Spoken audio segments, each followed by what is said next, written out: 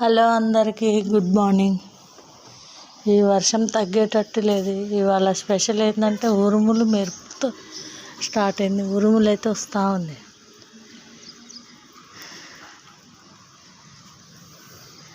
ఇవాళకి 6 రోజులు వర్షం.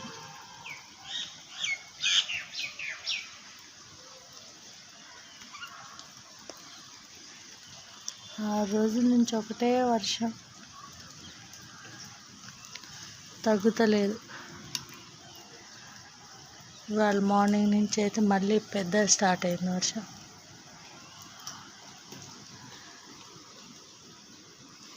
మొదటిసారిగా నా వీడియోస్ చూసినట్టయితే లైక్ చేయండి, షేర్ చేయండి, సబ్స్క్రైబ్ చేయండి.